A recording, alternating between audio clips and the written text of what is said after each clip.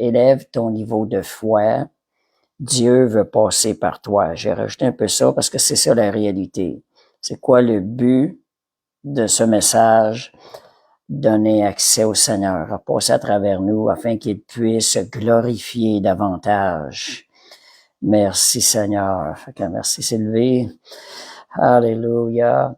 Donc, commençons la foi. Si on peut définir la foi, plusieurs manières de définir la foi. Je vais donner quelques petites définitions ce soir et pour nous aider justement à comprendre un peu et à rentrer dans la foi. Cette fois que je veux parler un niveau de foi quelconque pour le croyant.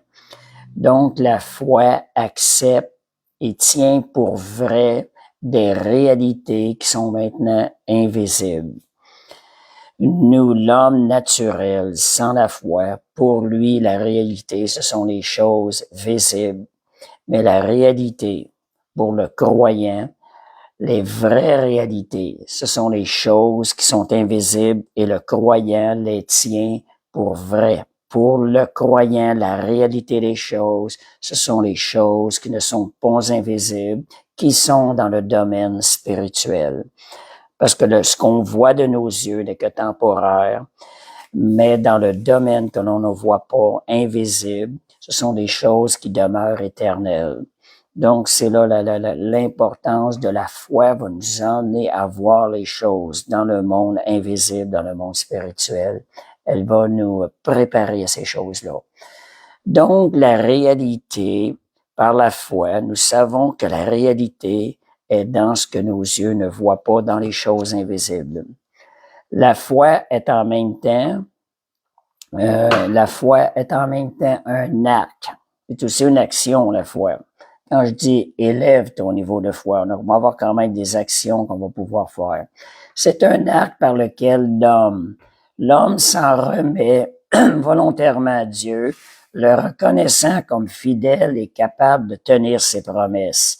Donc, il va poser des actions vers des choses qu'il ne voit pas encore, sachant que Dieu est fidèle et Dieu va l'accomplir, Dieu va les rendre visibles, Dieu va les manifester, ses promesses. Troisième chose, il y a la foi. La foi, c'est mettre sa confiance de façon plus profonde, plus générale. Foi égale confiance. Donc, c'est mettre sa confiance, se confier, s'appuyer et s'attendre à quelqu'un. Lorsqu'on a foi, on a confiance en quelqu'un, on va avoir des attentes, des bonnes attentes de cette personne-là. Et ça, c'est une foi. C'est un autre type de foi qu'il faut aussi élever dans notre marche avec le Seigneur. Hébreux 11:6, l'importance de la foi. La foi nous donne accès aux choses invisibles qu'on ne voit pas.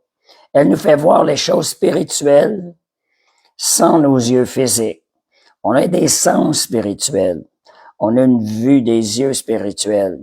Par la foi, on va être capable de voir des choses dans l'esprit. On va être capable de comprendre des choses dans l'esprit.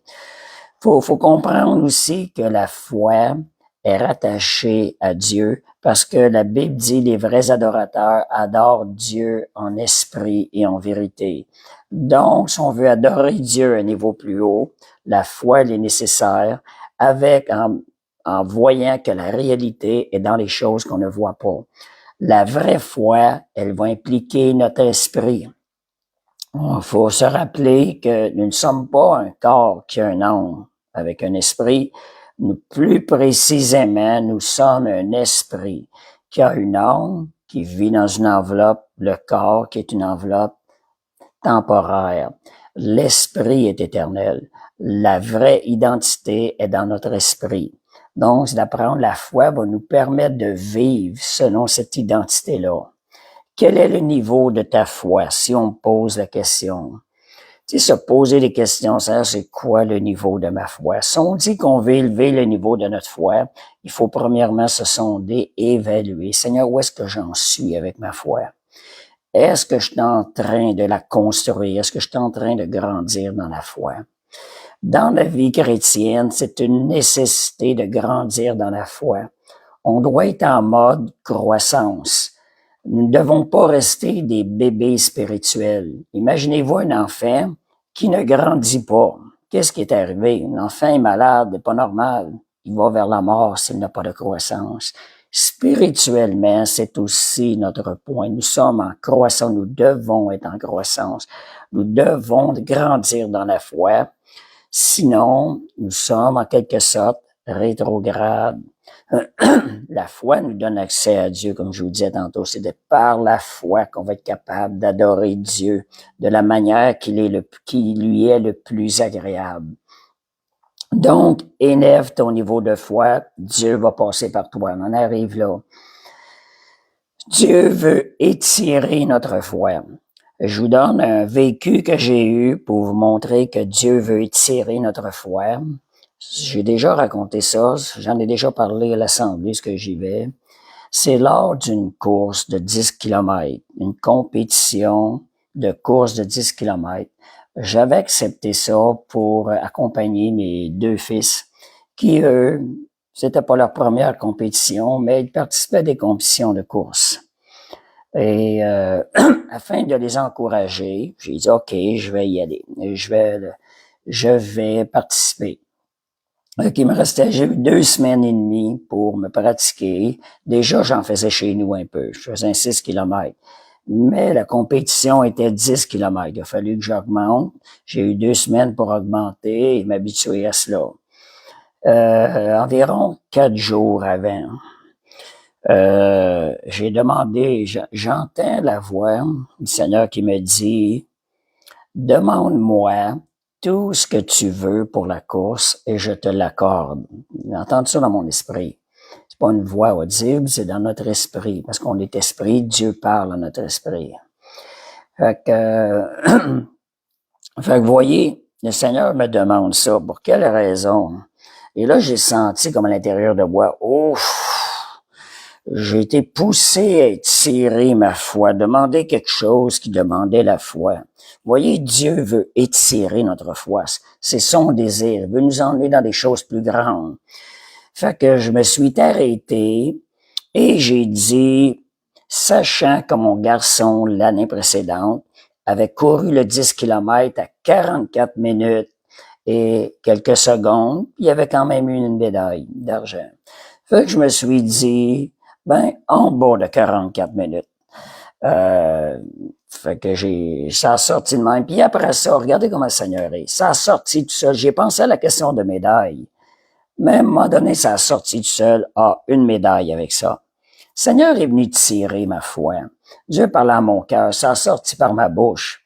Là, j'ai comme dit des choses qui nécessitaient la foi, qui étaient impossibles à mes yeux, mais que j'ai relâché.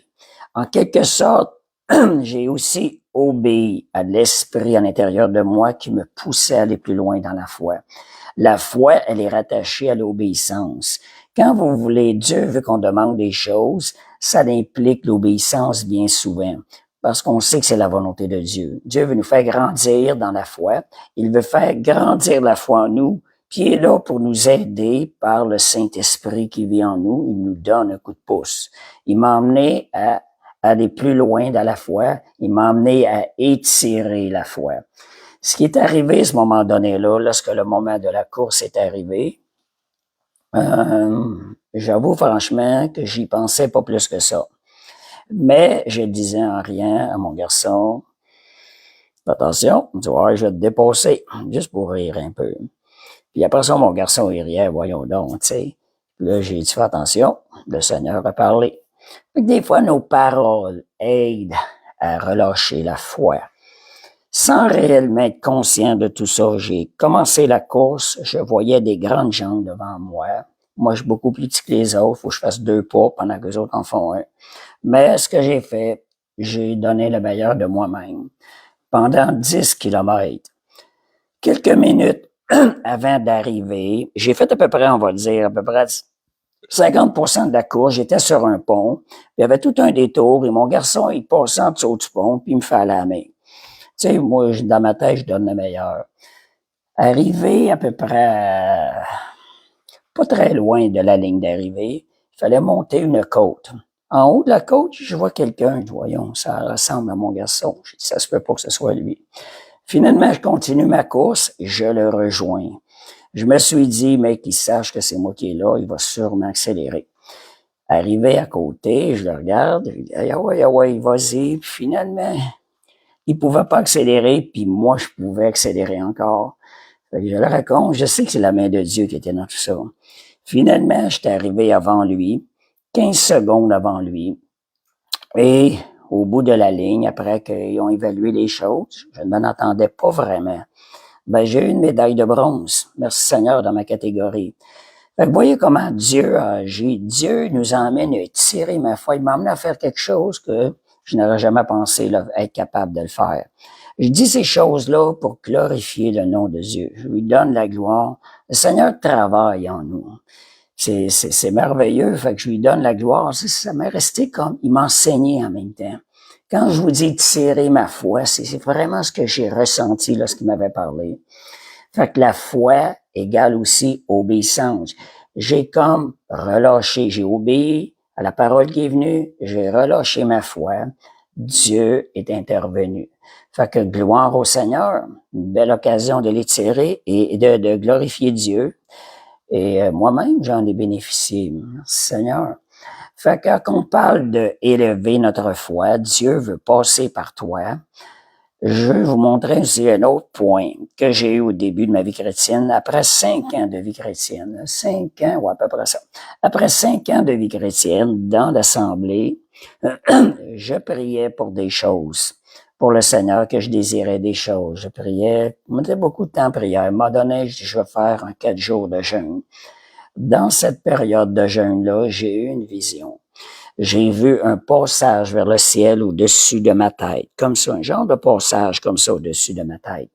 Mais pas très haut au-dessus de ma tête, il y avait une planche dans le passage qui était là.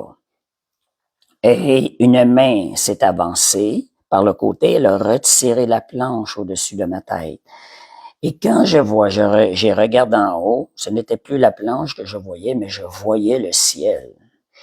Le ciel, quand on regarde le ciel, il n'y a pas de limite.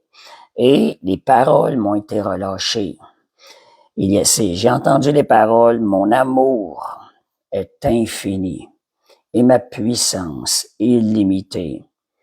Et regardez l'enseignement, ça me dit ta foi, laisse-la jaillir. Travaille à la laisser jaillir. Aussi loin qu'elle peut jaillir, laisse-la jaillir. Fait que regardez, déjà Dieu m'enseignait au début de ma vie chrétienne. C'est sûr que ça a marqué ma vie chrétienne. J'ai constamment ça dans mon cœur. Je sais que le désir de Dieu, c'est de constamment étirer notre foi, laisser aller notre foi, travailler notre foi, élever notre niveau de foi. Fait que le désir de Dieu était comme mis à l'intérieur de moi et Dieu a implanté ces choses-là.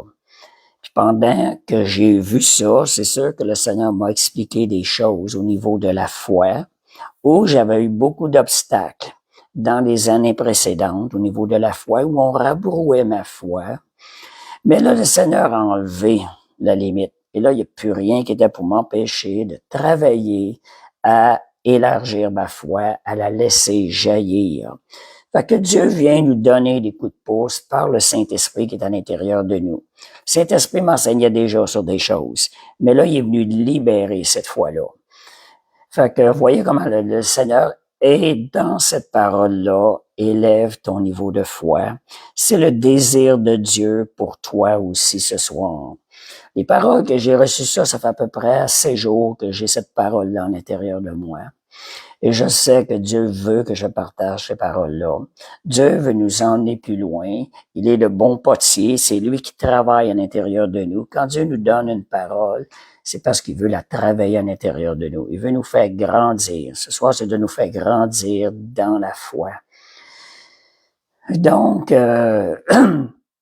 une foi sans œuvre est une foi morte.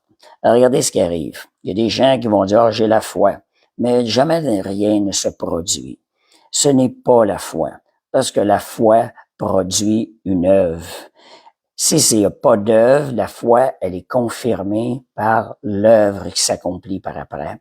Ça, c'est bon de nous faire réveiller et de dire, hey, là, quand je demande quelque chose, je veux le demander avec la foi. Ça veut dire, je veux voir le résultat. C'est ça que ça veut dire quand je dis, moi, je veux le travailler dans la foi. Le Seigneur, il veut qu'on travaille notre foi. Fait que, regardez, une foi sans les œuvres est morte.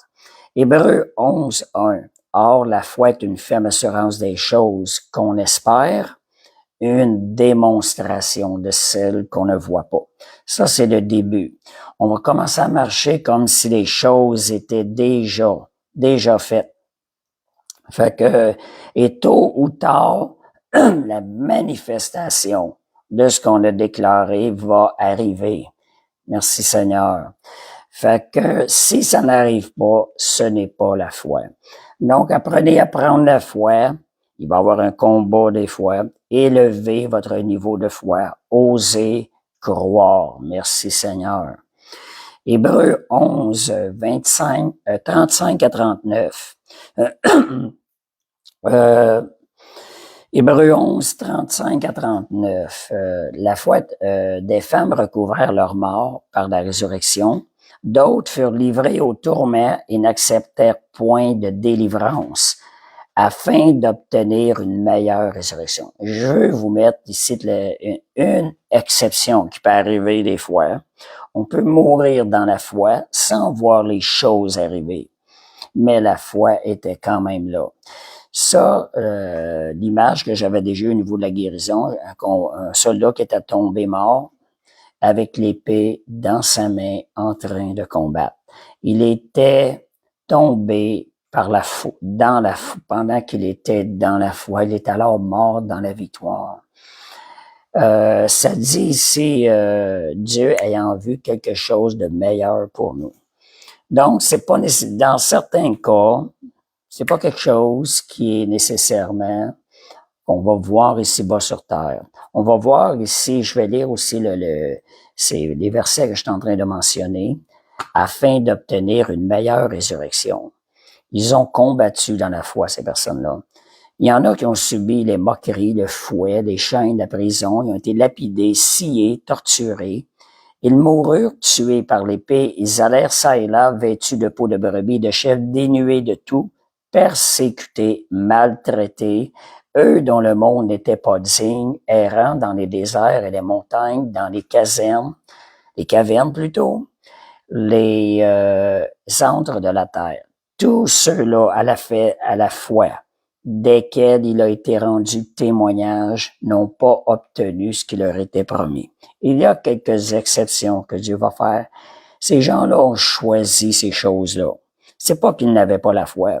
Ils ont choisi de passer à travers ça en gardant la foi sur le Seigneur, ayant en vue quelque chose de meilleur pour eux, une meilleure résurrection. Il y a quelques exceptions.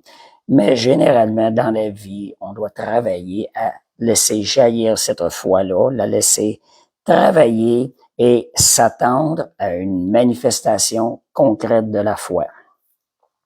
Donc, autre point que je disais, Dieu est souvent l'origine de la foi. Il vient nous inspirer, il travaille en nous, il fait relever la foi. Comme je vous disais tantôt, les paroles qui m'étaient venues à mon esprit, Dieu les avait fait sortir par le Saint-Esprit.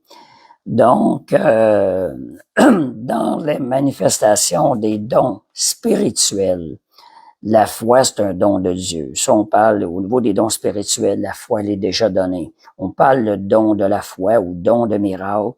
C'est donc des choses qui sont relâchées. La personne va souvent manifester des choses qui arrivent miraculeusement. C'est pas une foi qui est travaillée, c'est un don complet qui est donné de foi qui emmène la manifestation.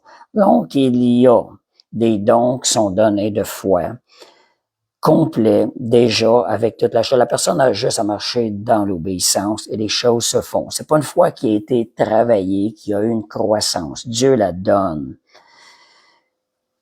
Mais nous, ces choses-là, on peut aussi les expérimenter en partie en exerçant notre foi, travaillant notre foi afin qu'elle soit plus grande. Donc, la foi trouve son origine en Dieu. La foi a quand même son origine en Dieu. La foi dans le monde spirituel, elle a son origine en Dieu et elle travaille en nous. Cette foi-là, elle travaille en nous par le Saint-Esprit. Donc, excusez, quand vous marchez par l'Esprit, vous allez marcher automatiquement par la foi et vous allez grandir dans la foi. Donc, il y a plusieurs manières des fois. Si on focus de marcher par le Saint-Esprit, automatiquement, on va marcher dans la foi. Fait que Jean 6, 63, je vous parlais un peu du Saint-Esprit par rapport à la parole. C'est l'Esprit qui vivifie et la chair ne sert de rien. Les paroles que je vous ai dites sont esprit et vie. Il faut faire une différence entre la parole écrite. La parole écrite, ce sont des mots, ce sont des verbes. Il y a une chose, ça peut être écrit sur un papier. Certaines personnes ne se limitent qu'à ces choses-là. Il faut être conscient que la parole, c'est pas cette parole écrite-là seulement, c'est l'esprit qui est derrière la parole qui doit nous révéler la parole. C'est ça qui est important. C'est pas juste une parole écrite qu'un raisonnement humain peut lire et analyser, mais c'est de comprendre l'esprit de la parole. Ça fait toute une différence. Ça devient une parole vivante, une parole réma.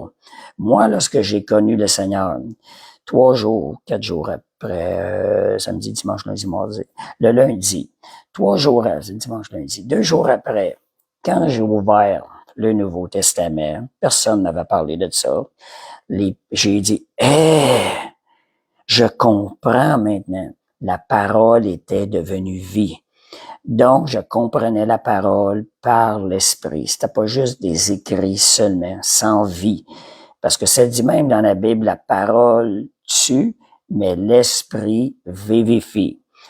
Certains croyants ne comprennent pas ça parce qu'on voit des fois des gens qui fonctionnent avec ce qui est écrit. Et si on remarque des fois ces gens-là, ils ne parlent pas souvent du Saint-Esprit. Pourtant, c'est le Saint-Esprit qui donne la vie. Une parole sans le Saint-Esprit, j'ai perdu. Bon, une parole sans le Saint-Esprit n'a pas vraiment de vie. Ça, on le dit tantôt, c'est l'Esprit qui vivifie. Donc, l'esprit de la parole qu'il faut regarder est à l'écoute. Je vous parle de ça parce que c'est l'Esprit qui rend la vie. C'est l'Esprit qui va donner vie à votre foi. La foi, c'est quelque chose qui rend quelque chose vivant. Donc, ça nous dit aussi, en parlant de la parole, je mets aussi le côté la confession de la parole. Elle va nous faire grandir dans la foi. Quand vous confessez la parole, réalisez que c'est la parole de Dieu, que c'est pas juste une parole écrite, c'est la parole de Dieu. Si vous la confessez avec cette conscience-là, la parole de Dieu ne revient jamais sans avoir exécuté toute la volonté de Dieu, sans avoir fait son effet. Fait que soyez conscients, pensez toujours quand vous parlez parole, l'esprit derrière la parole. Et là, cette parole-là, elle devient vie et elle va produire des fruits et elle ne revient pas sans avoir fait son effet dans votre vie et dans les promesses que vous avez relâchées à travers cette parole-là. Il y a un endroit dans la Bible, ça nous dit la mort et la vie sont au pouvoir de la langue. On parle ici de grandir, d'élever notre niveau de foi. La confession de la parole est une manière de travailler à élever notre niveau de foi parce qu'elle va produire le fruit dans nos vies. Elle va amener tôt ou tard la manifestation de la promesse. Il y a des gens qui ont dit que ça pouvait prendre 6 mois. On a vu des témoignages. L'important, c'est de demeurer dans la foi. On ne sait pas quand la manifestation va arriver, mais on demeure dans la foi. Donc, l'Esprit lui produit la foi qui amène à l'existence les choses, les limites de la foi. Éphésiens 3:20, c'est un autre quelque chose. Éphésiens 3:20, les limites de la foi. À celui qui peut faire par la puissance qui agit en nous infiniment au-delà de tout ce que nous pouvons penser ou imaginer. Si je vous pose la question, un instant là, regardez dans votre esprit ce qui vient. Je vous dis, imaginez-vous quelque chose. J'ai entendu ça dans le monde. On nous faisait ça à l'école. On nous faisait arrêter des fois pour nous faire cet exercice-là. Imaginez-vous tout ce que vous aimeriez avoir. Allez, écrivez tout qu'est-ce que vous pouvez imaginer que vous aimeriez avoir. On écrivait des choses, puis je sortais même à soir. Imaginez-vous. Où se situe votre foi dans ce que vous allez imaginer? où est la limite de votre foi dans ce que vous allez imaginer. Étant croyant, on va imaginer des choses qui vont être agréables à Dieu. Donc, quelles vont être les limites? Voyez jusqu'où votre limite va dans ce que vous avez la capacité d'imaginer. Moi, je me disais, je travaillais, Seigneur, au-delà de ce que je peux penser. C'est tout ce que je peux imaginer. Seigneur, je mets la foi, je crois que tu es capable. Tu es capable de l'accomplir. Le Seigneur m'a dit au mois de décembre, l'année passée, j'ai ressenti qu'il me disait ça. Il dit, enlève les limites de ta foi. Les limites de ta foi ne sont pas tout ce que tu peux imaginer, mais les limites de ta foi sont au-delà de ce que tu peux imaginer. Donc, il y a des choses que j'ai même pas la capacité d'imaginer que Dieu veut emmener dans ma vie. Il faut que j'enlève ces limites-là. C'était comme une lumière. Après tant d'années, wow, moi, je voyais tout le temps l'imagination, tout ce qu'on peut imaginer. C'était ça, les limites. Mais en réalité, il me dit, enlève ça, ces limites-là. C'est au-delà de ce que tu peux imaginer. Je peux faire au-delà de ce que tu es capable d'imaginer. Fait que travailler cette foi-là. Laissons-la jaillir. Laissons la place au Saint-Esprit, au Seigneur dans notre vie, que cette foi-là soit manifestée. Fait qu'enlève les limites de ton imagination au-delà, qui est au-delà des choses que tu peux imaginer. Dieu peut faire au-delà. Fait que merci Seigneur. Bonne chose à méditer là-dessus. C'est merveilleux. Hein? Vous voyez comment le Seigneur est merveilleux. Dieu est encore meilleur. La bonté de Dieu est beaucoup plus grande que qu'est-ce qu'on peut la comprendre. Notre capacité de comprendre. Des fois, je dis au Seigneur, je dis Seigneur, augmente ma capacité de recevoir. Je dis souvent ça au Seigneur, Seigneur, augmente ma capacité de recevoir.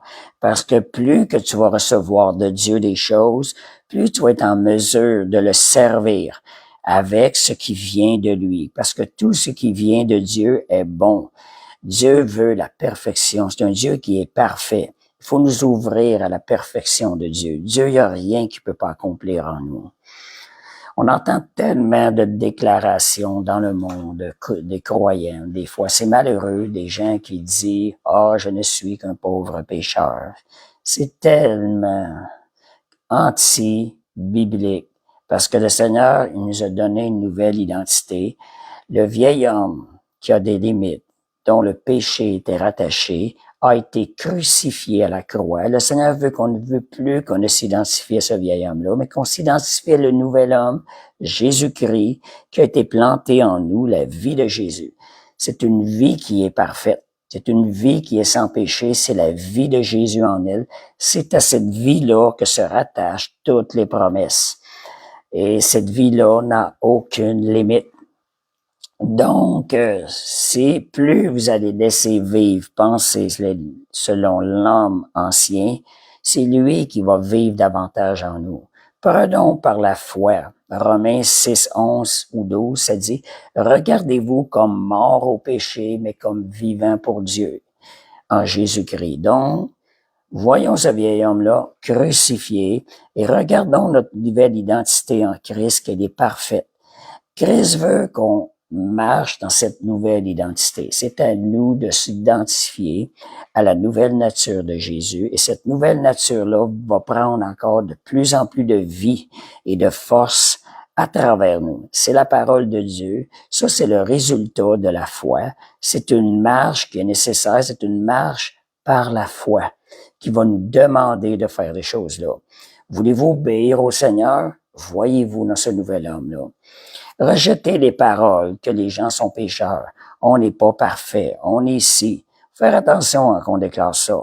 Ma nouvelle identité, c'est la nature de Jésus, parfaite en moi, le nouvel homme qui est parfait à l'intérieur de moi. On va continuer. Quoi qu'il arrive, gardons la foi. J'ai vu une belle exhortation. Quoi qu'il arrive, gardons la foi. On peut déclarer ces choses-là. Ça va venir nous fortifier à notre intérieur. Quoi qu'il arrive, Seigneur, je garde les yeux sur toi et je garde la foi. Parce qu'aussi longtemps que nos yeux sont fixés sur le Seigneur, nous marchons par la foi. Dieu nous Dieu nous donne la capacité. En réalité, Dieu nous nourrit, nous donne la force et nous fortifie dans la foi quand nos yeux sont gardés sur lui. Il nous donne la capacité de marcher selon le nouvel homme. Donc, gardons la foi. Hébreux 4, 17 à 21. On va lire certains versets, des explications. Il est le Père devant celui auquel il a cru, Dieu, Abraham, qui dit ça. On parle d'Abraham. Il est notre Père devant celui auquel il a cru, Dieu qui donne la vie aux morts et qui appelle les choses qui ne sont point comme si elles étaient. Étant devenus des fils de Dieu, le Fils devrait être tel Père, tel Fils. On est appelé à appeler les choses qui ne sont point comme si elles étaient déjà. Et quand on agit comme ça, on est en train de revêtir Christ. On devient de plus en plus semblable au Seigneur. Donc, et dans d'autres versets, ça dit, Dieu appelle à l'existence les choses qui ne sont point. Nous étant de la même nature que Dieu, maintenant que depuis que nous sommes nés de l'Esprit de Dieu, depuis que nous sommes nés de nouveau, nous devons nous identifier, réaliser la nouvelle identité qu'on a. Nous sommes comme notre Père Céleste, nous sommes appelés à devenir comme lui, transformés à l'image de Jésus. Donc, Psaume 33, 9, vous voyez comment le Seigneur est. Il dit, et la chose arrive, il ordonne, et elle existe. Ça, c'est la foi parfaite. Tout ce que Dieu dit s'accomplit. Nous faisons comme le Seigneur, déclarons les choses. Gardons la foi. Et ces choses-là, on va emmener des choses à l'existence dans lesquelles on va pouvoir glorifier le nom du Seigneur. Donc, ça dit espérant contre toute espérance, Hébreux 4, 17 à 21. Vous voyez, belle exhortation là-dedans. Espérant contre toute espérance, il crut en sorte qu'il devint père d'un grand nombre de nations, selon ce qui lui avait été dit, telle sera ta postérité. Sans faiblir dans la foi. Un autre bel exercice, Seigneur, je ne veux pas faiblir dans la foi. On peut même le déclarer. Seigneur, je refuse de faiblir dans la foi. Donc, je ne veux pas regarder à moi-même, mais je veux regarder à toi. Donc, il ne douta point, refuser de douter. Une autre exhortation. Il ne douta point par incrédulité au sujet de la promesse de Dieu, mais il fut fortifié par la foi, donnant gloire à Dieu, ayant la pleine conviction que ce qu'il promet, il peut aussi l'accomplir. Donc, vous voyez, quand vous travaillez dans la foi, vous vous fortifiez en même temps dans la foi. Vous devenez plus fort dans la foi. Donc, travaillez la foi, demeurez dans la foi, persévérez dans la foi. Une des bonnes raisons, sachant que c'est ça qui est agréable à Dieu. Dieu veut qu'on demeure dans la foi. On ne peut être agréable à Dieu sans la foi. Fait que voyez comme à Dieu, c'est le désir de Dieu, on a une très bonne raison de marcher dans la foi.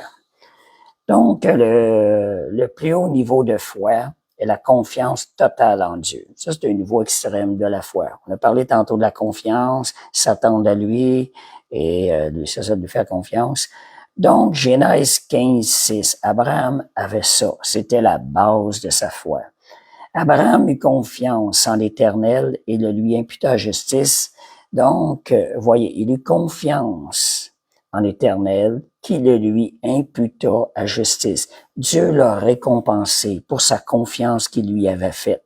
Voyez, Abraham, quand il est allé sacrifier son fils, lui, dans sa tête, Dieu lui avait fait la promesse qu'il serait le fils de la promesse, qu'il multiplierait sa prospérité, sa postérité. Mais Abraham avait tellement la foi, quelque chose qu'il ne s'était jamais vu dans le temps. Il croyait que Dieu pouvait le ressusciter par une sorte de résurrection. Ça, c'est écrit dans la parole. Voyez la confiance qu'Abraham avait en Dieu. On a dit le niveau de foi le plus élevé, c'est une confiance totale en Dieu. Abraham avait cette confiance-là. Ça, c'est la chose. Donc, croire dans la bonté infinie de Dieu. Êtes-vous capable de croire dans la bonté infinie de Dieu? Vous voulez un bon fondement dans votre vie chrétienne? Croyez dans la bonté infinie de Dieu.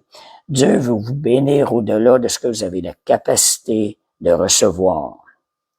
Donc, Dieu nous a laissé des promesses et c'est pour notre bien. Pour quelle raison? C'est parce qu'il nous aime. Le Seigneur nous aime, il veut nous bénir.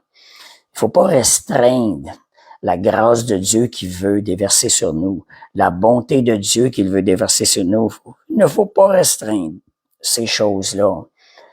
Donc, beaucoup de ces promesses ne sont accessibles que par la foi. Certaines, il les donne, sont déjà accomplies, mais il y en a qu'il faut aller les chercher, il faut les accomplir, il faut aller les saisir par la foi. Il faut ouvrir notre cœur afin de recevoir ces promesses-là dans la foi. Donc, est-ce vraiment bon et nécessaire de prendre la foi pour demander des choses au Seigneur? Est-ce que c'est bon? Est-ce qu'il y a un danger de devenir comme des enfants gâtés qui ont tout? Moi, je vous dirais non, si on regarde au résultat. Parce que tout ce qui vient de Dieu est bon. Et qu'est-ce que ça produit en nous quand on demande des choses? Cela, qu'est-ce que ça produit en nous? Donc, Dieu, pendant qu'il nous déverse, nous demandant les promesses à Dieu, Dieu fait son désir, il déverse ses promesses dans nos vies. Qu'est-ce qui arrive? Ça lui donne une occasion pour lui de nous démontrer comment est-ce qu'il nous aime aussi à travers les promesses, à travers sa bénédiction, ses bénédictions. C'est une occasion pour Dieu de nous montrer comment est-ce qu'il aime, il nous aime. Dieu est amour. Dieu a besoin d'une relation de déverser cet amour-là. Et nous, qu'est-ce qui arrive en tout, recevant de Dieu, par grâce, reconnaissant son amour, ben on va l'aimer encore plus en retour.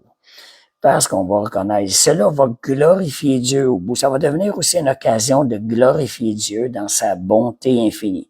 Voyez-vous que la bénédiction de Dieu, le fruit que ça produit dans nos vies, comment est-ce que ça retourne à Dieu?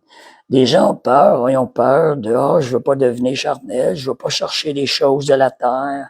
Non, le fruit que ça produit, le fruit plus grand, le fruit éternel que ça produit à l'intérieur de nous, notre amour pour Dieu grandit. On ne sera pas plus attaché à la chose, on va être attaché encore plus au Seigneur. Donc, Dieu prend plaisir à nous voir recevoir ses promesses, ses grâces et son amour. Donc, il prend plaisir. Saisissez les promesses de Dieu. Ne vous privez pas. Vous sentez que le Seigneur veut quelque chose, veut vous bénir. Seigneur, je reçois. Seigneur, je ne mérite pas, mais je reçois par grâce. Et je te remercie pour ta bonté. Seigneur, je vais te glorifier par la suite. Donc, je vais vous demander aussi s'il y en a qui ont des petits témoignages courts. Peut-être juste écrire quelques phrases, une phrase, deux phrases, témoignages de ce que Dieu a fait dans votre vie. Pendant ce temps-là, si ça peut prendre une minute des fois, mais qui paraissent ou deux, je vais peut-être les lire. Moi, dans ce temps-là, je vais en parler quelques-unes des choses. Lorsque j'ai exercé ma foi, qu'est-ce qui est arrivé? J'ai eu à un moment donné des polypes dans mes narines. Dieu m'enseignait dans la foi. Pendant 9 ans de temps, j'avais des boules d'eau qui gonflaient. J'ai manqué des journées de travail. J'avais de la misère à respirer la nuit. Mais j'exerçais ma foi. Seigneur, je veux que ça soit toi qui me guéris. Je veux pas que ça soit des médecins qui touchent à ça. Les médecins opèrent ça, puis ça recommence. J'en voulais pas de ça. Il y avait des genres de sprays qu'on mettait dans le nez pour aider à débloquer, mais tu sais, après 9 ans, ça fait plus effet, là. Fait qu'à un moment donné, je continuais à croire. J'étais dans une assemblée, il y avait un invité, et le gars, on était 800 dans la salle environ. La personne en avant, sous l'inspiration du Saint-Esprit, elle dit, Dieu débouche les conduits nasales de quelqu'un dans la salle. Au moment où elle disait ces paroles-là, j'avais un grand vent qui rentrait d'un côté ici, qui sortait par là. Et voyez, c'est en octobre 2002. Ce n'est plus jamais, jamais, jamais revenu. Voyez le fruit de la foi, de saisir les promesses. Moi, ça me donne une occasion de glorifier Dieu. Puis merci Seigneur. Dieu est bon. Dieu veut se glorifier à travers nos vies.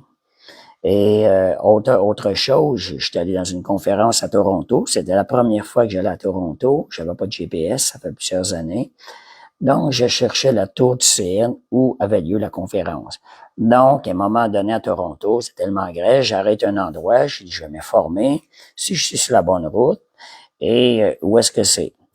En arrêtant, je baisse la fenêtre, je pose la question, savez-vous où est la tour du CN? La réponse que j'ai eue, ça n'a pas été ça. C'était dit, est-ce que vous allez à la conférence de telle personne? Drôle de coïncidence, j'étais quand même très loin de la tour. La personne, j'étais tout surpris. Toronto, c'est grand. J'ai dit, oui, on s'en va. Puis là, moi, quand j'ai parti, je disais, je veux te faire confiance. Je veux marcher par la foi. Oui, j'avais une capacité. J'aurais pu me payer une chambre de louer, mais j'avais pris, je disais, je veux, ça, c'est toi qui pourvois. Et sans poser de questions, sans dire rien d'autre, la personne nous dit, j'ai une chambre de libre que j'ai réservée pour des gens de Montréal. On la connaissait pas pantoute. Vous voyez comment le Seigneur est capable. Dieu prend plaisir lorsqu'on devient dépendant de lui. Fait que vous voyez comment le Seigneur est bon.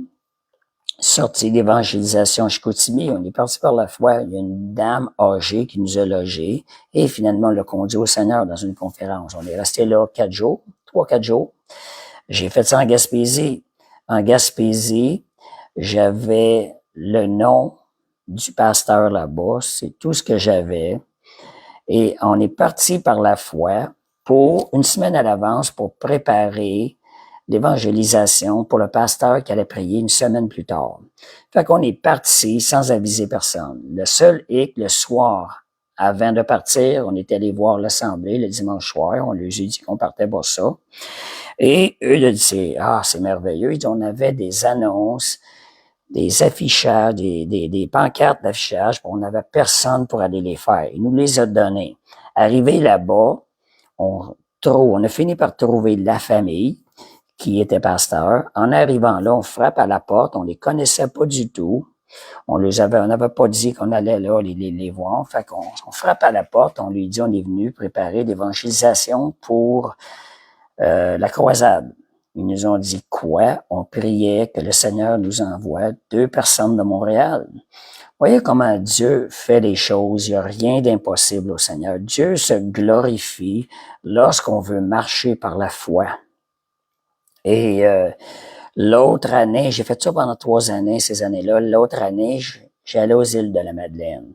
Moi puis un ami, on était 2. On va partir par la foi.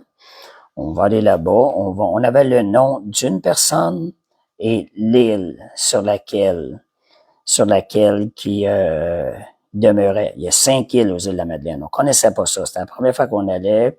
C'était le beau-frère de quelqu'un à Montréal qu'on connaissait dans l'Assemblée. Donc, on est parti là-bas. On s'est dit, on va essayer de trouver le gars. Arrivé là-bas, la première personne qu'on adresse la parole, c'était la personne qu'on cherchait. Sans le demander, cette personne-là nous a logés pendant 7 jours. Il nous a emmenés dans une excursion de pêche. On a vécu des belles choses. Bon, entre-temps, on est évangélisé aussi dans les îles de la Madeleine. Voyez comment le Seigneur, y a-t-il quelque chose qui n'est pas capable de pourvoir? Combien est-ce qu'il y a de personnes qui demeurent là-bas? Mais la première personne qu'on s'est informé, sans avoir d'adresse, on avait juste une île, parce qu'il y a 5 îles. Et le nom, c'est cette personne-là qui était la première à nous adresser la parole, là, à nous dire quelle était ça. Lorsqu'on a posé la question. Fait que je donne aussi un témoignage de Monique, elle a prié pour une dame au Dollarama, qui avait un nerf sciatique coincé.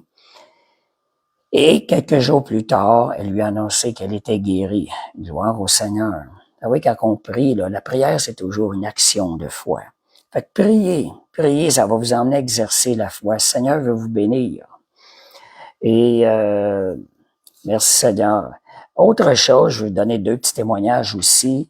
Benjamin, mon garçon, a beaucoup exercé la foi. Je trouve ça glorieux. Je vais en donner 2 de ces témoignages. À un moment donné, quand il était jeune, je pense qu'il avait 17 ans dans ce temps-là, et on avait une sorte de chaussure, une chose qu'il trouvait bien belle, avec la couleur, tout. Mais ça se vendait 120 $.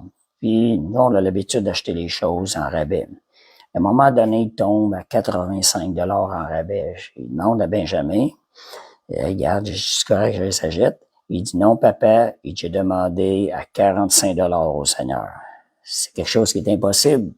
Une paire de running chose neuve, des New Balance à 45 $. La grandeur avec la couleur, il avait tout précisé. Là, moi, ça me travaillait comme un père, on veut y acheter. Finalement, je l'ai pas acheté, j'en trouve une. Finalement, j'en trouve un autre, une semaine après ou 2.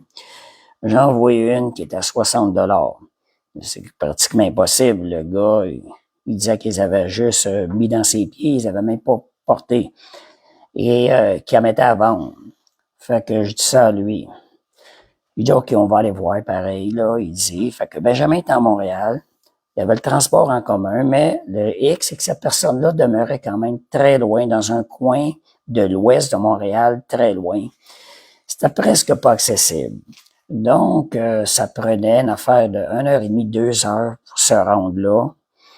Moi, quand je parle au gars, j'y donne 1 heure, comme ça. J'ai dit 6 heures, sans savoir. Dans ma tête, c'était quelque chose qui était impossible. Je dis à 6 heures, on va aller là pour le voir. Là.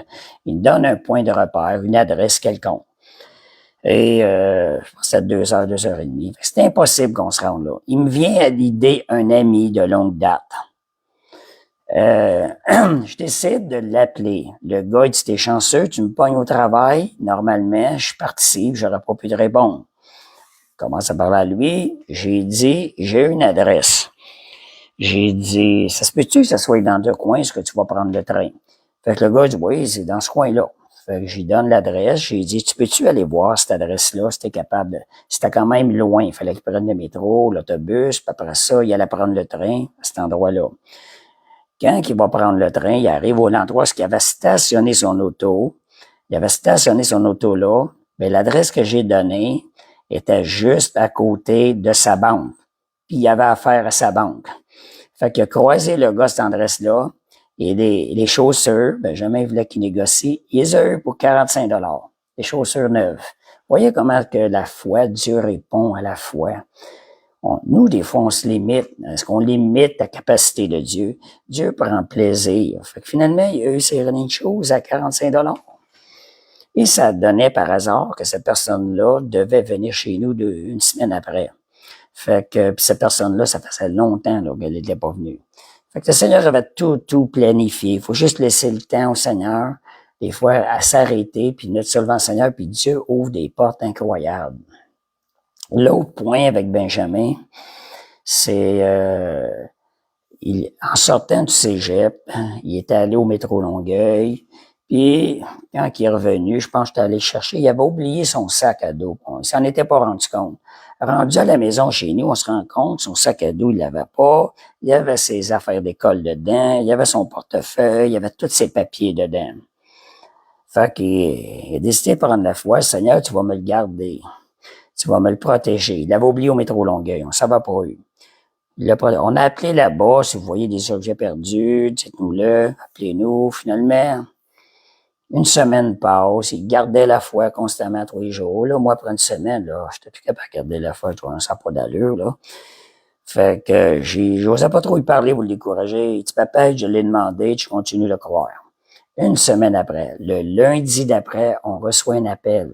Il y a quelqu'un au McDo qui avait vu le sac, qui l'avait pris, qui l'avait emmené en arrière au McDo.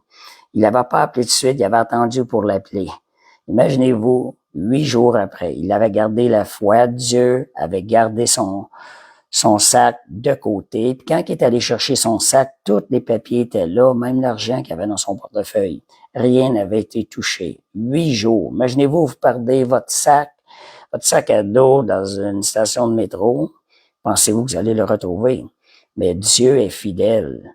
Quand tu gardes la foi, Dieu se glorifie. Ce sont des choses qui marquent notre vie puis qui viennent nous faire grandir dans la foi, ces expériences-là. Fait qu'à soir, c'est élève ton niveau de foi. Vous avez des occasions vives. Soumettez-les à la foi. Osez croire des choses qui semblent impossibles. Et un autre dernier témoignage. On a eu un invité il y a environ une semaine ou 2. Et la personne, Dieu voulait lui donner. Il sentait dans son cœur que Dieu lui disait, je vais te donner une auto. La personne, ça va voir les autos de chez. Le Seigneur, il dit non, c'est pas ça que je veux. Fait que ça, on va voir une BMW. Garage de BMW, concessionnaire, s'appuie sur l'auto. Seigneur, merci pour l'auto que tu me donnes. Il priait. Un vendeur le voit, qu'est-ce que tu fais là? Fait qu'il dit, lève-toi. Il dit, OK, laisse-moi quelques minutes. Et finalement, lui, il priait pour l'auto par la foi. Fait que le vendeur dit, tu l'aimes-tu? Il dit, oui. Tu veux-tu l'essayer? Il dit, oui, je l'essaye. Il est allé faire une ride avec, il revient. Il dit, tu l'aimes-tu vraiment? Il dit, oui, je l'aime beaucoup. Mais il dit, viens, il dit, on va signer. Il dit, non, le gars, il n'avait pas une scène, pas d'argent. Il dit, je peux pas, je vais y penser, mais je te redonne des nouvelles, je te garantis. Le gars, il sort du concessionnaire. Et il arrive à l'extérieur et il reçoit un appel. Il y a quelqu'un qui dit, là, il lui dit à la personne, ben, je viens de sortir de concessionnaire. La personne, il dit, quelle couleur était l'auto? Il dit, grise. Ben, il dit, je vais te dire quelque chose. Depuis 2 semaines, le Seigneur me lâche pas. Il m'a montré de t'acheter une auto grise, puis il mentionne tout le modèle, tout. C'était exactement le modèle qu'il venait d'essayer. Voyez comment Dieu, y a-t-il quelque chose qu'il n'est pas capable de faire? Ouvrez votre cœur, vous avez des choses dans votre cœur, et ça vient glorifier le nom de Jésus. Voyez, on a parlé d'auto, là. Je sais qu'il y a certaines personnes qui ont peur de ça. Les personnes ne font pas la différence entre prospérité et richesse. Il faut juste faire attention, là, des fois, s'ils connaîtraient leur parole un peu plus, ils verraient que la prospérité, c'est de Dieu en toute occasion.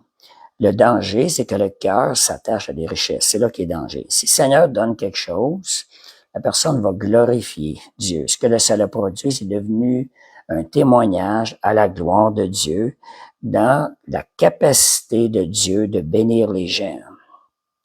Merci Seigneur. Monique mentionne aussi qu'il y a un voyage en mission, il y a une voiture qui a arrêté de fonctionner devant une famille. Cette famille-là avait un pit pour réparer la voiture, elle l'a réparée. Et si je vois bien, et c'est ça, la famille a reçu la foi. Merci Seigneur. Des fois, l'auto tombe en panne pour que la personne reçoive la foi. Merci Seigneur pour ce qu'il fait. Fait qu'on va terminer avec quelque chose. Gloire à Dieu. Merci Monique. La foi, dernière chose, la foi, c'est comme un muscle. On doit l'exercer pour la rendre plus forte. C'est une réalité. Et Dieu, c'est le désir de Dieu qu'on exerce notre foi.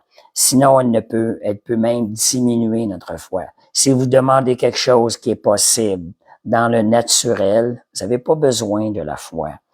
Osez demander ce qui est impossible dans le naturel. Osez lever les yeux vers le Seigneur en sa bonté. Seigneur, je veux m'attendre de toi.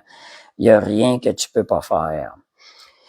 Fait que quand on relâche notre foi dans les situations, les choses, Dieu libère le résultat. Je pense que parfois Dieu a les mains liées pour nous bénir, car nous retenons la foi, nous ne la relâchons pas. Le Saint-Esprit nous parle à l'intérieur. On doit marcher dans l'obéissance et relâcher cette foi-là. Le Seigneur a dit, si tu peux, il répondait à quelqu'un, si tu peux. Il dit, tout est possible à celui qui croit. Quelqu'un lui avait dit, si tu peux. Non, le Seigneur l'a repris, tout est possible à celui qui croit. Dans le sens, il a redonné la balle. En voulant dire, c'est là qu'est la limite. La limite n'est pas à mon niveau. La limite est de ton côté. La limite n'est pas dans ce que le ciel peut pourvoir. La limite est au niveau de la terre, ici-bas. C'est à nous de relâcher, elle est à l'intérieur de nous. Donc, la foi, c'est comme un muscle. C'est ça que Nadia disait. Donc, je termine. Élève ton niveau de foi. Dieu va passer par toi. Est-ce votre désir d'être utilisé par Dieu? Vous devez libérer cette foi-là et marcher dans l'obéissance. Vous vous sentez pas capable? Seigneur, rends-moi capable. Vous libérez à ce moment donné-là. Romains 8:19, la création attend avec un ardent désir la révélation des fils de Dieu. Qu'est-ce que la révélation des fils de Dieu? Les fils de Dieu vont révéler leur nature. Ils vont révéler le Père. Par tel Père, tel Fils. On est appelé à manifester la révélation des fils de Dieu. On est appelé à manifester Dieu, à manifester Jésus, à manifester la puissance de Dieu et à devenir de plus en plus semblable à Jésus, donc à Dieu. Voyez, la foi va faire ces choses-là. La création aspire à ce que nous relâchions la foi. Nous relâchions les choses de Dieu, nous soyons comme Dieu, à travers lequel tout est possible. Donc, Dieu attend après nous. Les limites ne sont pas dans le ciel, mais ici-bas sur terre. Elles sont ici à l'intérieur de nous, là, bien souvent dans notre pensée. Libérons ces choses-là. Alléluia, merci Seigneur. Un témoignage avant de fermer. Philippe raconte que samedi, la semaine passée, il a prié pour avoir des pneus et son rendez-vous du garage était déjà pris le jeudi. Il a magasiné, mais avec le mauvais numéro de pneus. Finalement, 12 heures avant le rendez-vous, un chrétien évangélique vendait ses pneus à moitié prix et encore plus que bon. Fait que vous voyez, il a payé des pneus. L'erreur a fait qu'il n'a pas pu acheter des pneus à plein prix, mais ça a ouvert une porte à des pneus à moitié prix. Fait que merci Seigneur. Voyez la bonté de Dieu là-dedans. Comme je vous disais tantôt, la confiance qu'on met dans le Seigneur. Dieu veut révéler sa bonté. Si nous allons pas saisir, nous ne lui permettons pas de recevoir ses bénédictions par la foi, nous privons Dieu d'être glorifié. Ce témoignage-là vient glorifier le nom du Seigneur. Fait que merci Seigneur. Amen. Gloire à Dieu. On va terminer l'étude par la prière. Merci pour votre présence. Fait que vos réponses, que Dieu soit glorifié encore plus dans notre vie. Seigneur, augmente notre niveau de foi. Père Céleste, je te prie, venons à soir. Seigneur, on te demande, Seigneur, de travailler en nous. Tu travailles à la perfection, Seigneur. Travaille en nous cette foi. Augmente notre niveau de foi à un niveau encore plus élevé. Et Père, je te remercie parce que nos yeux sont sur toi. Toi, tu travailles à la perfection. Je te remercie pour cet enseignement de ce soir, que ça produise le fruit dans nos vies, au nom de Jésus. Fait que je vous souhaite une parfaite soirée, une parfaite semaine, une parfaite santé, dans le nom de Jésus. Merci Seigneur. Amen.